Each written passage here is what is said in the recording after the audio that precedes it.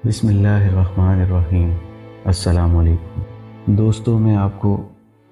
توبہ استغفار کے متعلق رسول مقبول صلی اللہ علیہ وآلہ وسلم سے معصور احادیث پیش کرتا ہوں۔ حضرت ابو ہریرہ رضی اللہ تعالی عنہ کہتے ہیں، میں نے رسول اللہ صلی اللہ علیہ وآلہ وسلم کو یہ فرماتے سنا کہ اللہ کی قسم میں ایک دن میں 70 مرتبہ سے زیادہ اللہ تعالیٰ سے توبہ استغفار کرتا ہوں۔ حضرت ابن عمر رضی اللہ تعالیٰ عنہما کہتے ہیں کہ رسول اللہ صلی اللہ علیہ وآلہ وسلم نے فرمایا، اے لوگو، توبہ کرو اللہ کے حضور، کیونکہ میں بھی اللہ تعالیٰ کے حضور دن میں 100 بار توبہ کرتا ہوں۔ حضرت ابن عمر رضی اللہ تعالیٰ عنہما نے فرمایا کہ ہم شمار کرتے تھے کہ رسول اللہ صلی اللہ علیہ وآلہ وسلم ایک مجلس میں 100 مرتبہ یہ دعا پڑھتے تھے۔ ترجمہ: یا رب، میری مغفرت فرمائیے اور میری توبہ قبول فرمائیے، کیونکہ بلا شبہ آپ ہی بہت زیادہ توبہ قبول فرمانے والے اور بہت رحم فرمانے والے ہیں۔ مسلم میں ابو موسیٰ الاشعری رضی اللہ تعالیٰ عنہ فرماتے ہیں، رسول اللہ صلی اللہ علیہ وآلہ وسلم نے ارشاد فرمایا کہ بلا شبہ اللہ تعالیٰ عز و جل رات کو اپنی شان کے مطابق ہاتھ پھیلاتا ہے تاکہ گزرے ہوئے دن میں جس نے گناہ کیے ہیں ان کی توبہ قبول فرمائے،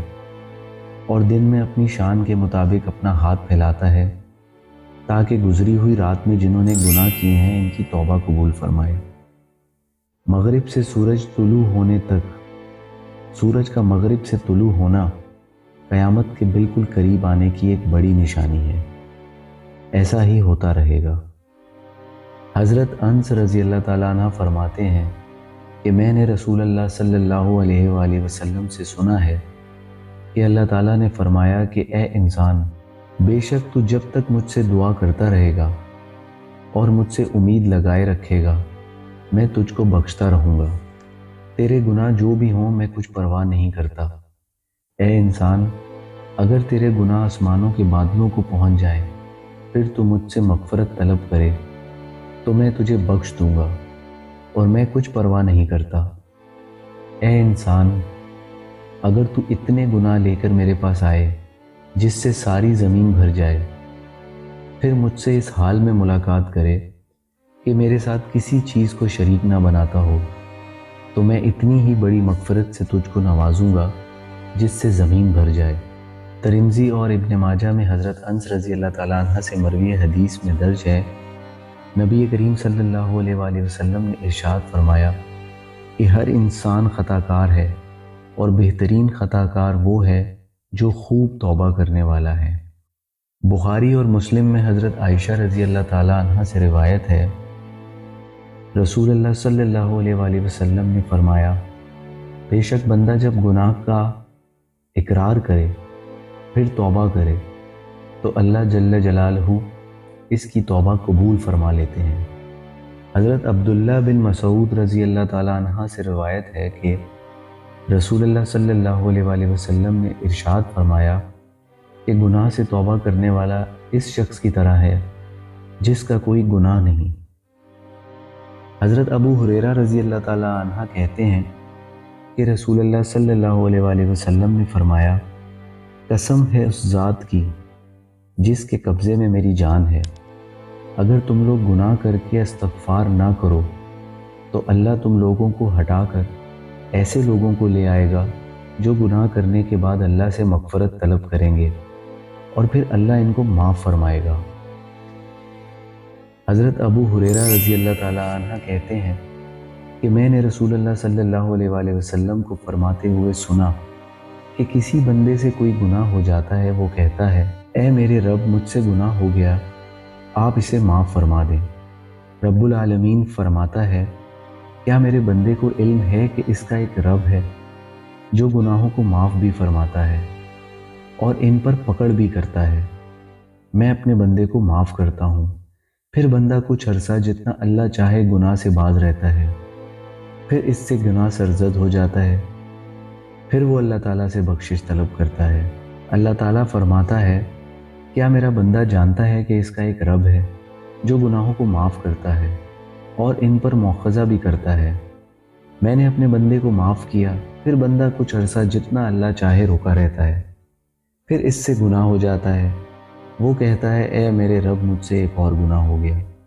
तू इसे माफ़ फरमा दे। अल्लाह ताला फरमाता है, क्या मेरा बंदा जानता है कि इसका एक रब है जो गुनाहों को माफ़ करता है और इन पर पकड़ भी करता है। मैंने अपने बंदे को बख्श दिया, वो जो चाहे अमल करे। हज़रत इब्न अब्बास रज़ी अल्लाह ताला अन्हुमा कहते हैं, रसूलुल्लाह सल्लल्लाहु अलैहि वसल्लम ने फरमाया, अल्लाह ताला फरमाता है, जो बंदा ये जानता है कि मैं गुनाहों को बख्शने की कुदरत रखता हूँ, मैं इसको बख्श देता हूँ और कोई परवाह नहीं करता बशर्ते कि इस बंदे ने मेरे साथ शिरक ना किया हो। हज़रत अब्दुल्ला बिन अब्बास रज़ी अल्लाह ताला अन्हा कहते हैं, रसूलुल्लाह सल्लल्लाहु अलैहि वसल्लम ने फरमाया, जो कसरत से इस्तग़फ़ार करता है, अल्लाह ताला इसके लिए हर तंगी से निकलने का रास्ता फराहम फरमाता है और हर गम से इसको खलासी अता फरमाता है और इसे ऐसी जगह से रिज़्क़ अता फरमाता है जहाँ से वो सोच भी नहीं सकता। हज़रत अब्दुल्ला बिन बसर रज़ी अल्लाह ताला अन्हा कहते हैं,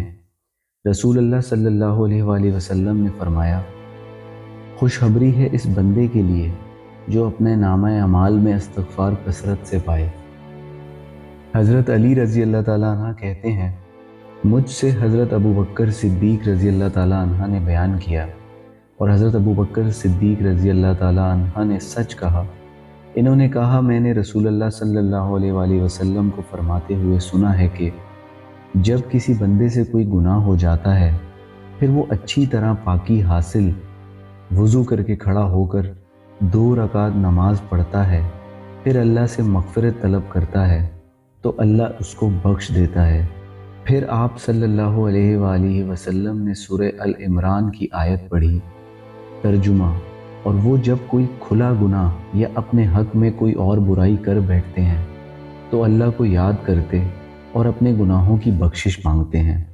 और अल्लाह के सिवा गुनाह बख्श भी कौन सकता है,